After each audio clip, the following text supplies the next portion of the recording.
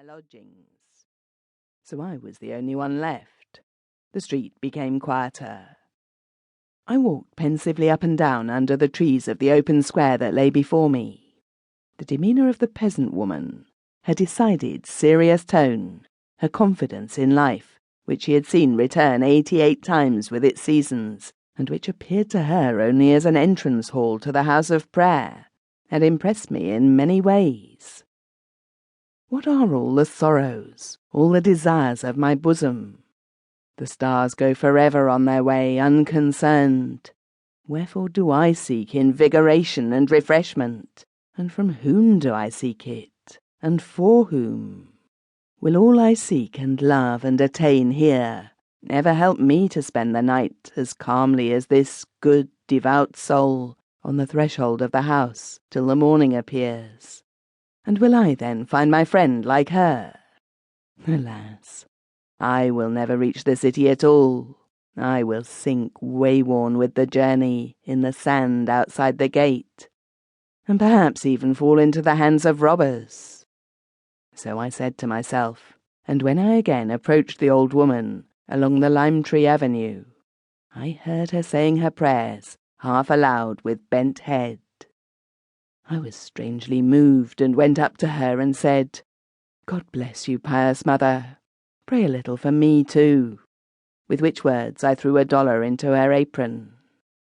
At this the old woman said quite calmly, "1,000 thanks, dear master, that thou hast heard my prayer."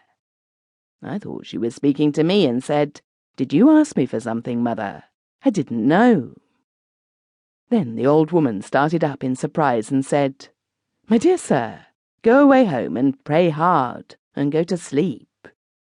What brings you wandering about the streets so late? It is not good for young fellows, for the enemy goes about seeking where he can catch someone. Many a man has been ruined by such night walking. Whom do you seek? The Lord. He is in the heart of man, if he lives soberly and not on the street. But if you seek the enemy, you have him already. Go home like a good man and pray to be rid of him. Good night." With these words, she turned quite calmly to the other side and put the $1 in her travelling bag. Everything the old woman did made a peculiarly deep impression on me, and I said to her, "Good mother, no doubt you are right, but it is you yourself who keep me here. I heard you praying and wanted to ask you to remember me at the same time." "I've done that already," she said. "When I saw you walking like that through the lime-tree avenue, I asked God to give you good thoughts. May you have them now and go and have a good sleep." But I sat down beside her on the steps and took her hard withered hand and said, "Let me sit here beside you till the night is over, and tell me where you come from and what is your business in the town. You have no one here to help you. At your age one is nearer to God than to man. The world has changed since you were young." "I don't know about that," replied the old woman. "I've found it just the same all my life. You are still too young. At your age one is surprised at everything. I have come across everything before so often that I see it with nothing but joy, because God means so well. But no one should refuse an offer of help, even if he does not just need it, or the good friend might stay away at another time when he would be very welcome.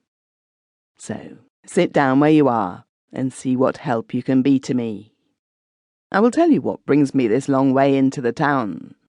I had not thought to come here again. It is 70 years since I served as maid in this house, whose doorstep I am sitting on, and I've never been in the town since. How the time goes past. It's just like the turn of a hand. How often have I sat here in the evening 70 years ago and waited for my sweetheart who is in the Guards. It was here we became engaged too. If he were here. But hush, the round is coming along." Then she began to sing in front of the door in a subdued voice, as young maids and servants might do on fine moonlight nights, and I heard with profound pleasure the following.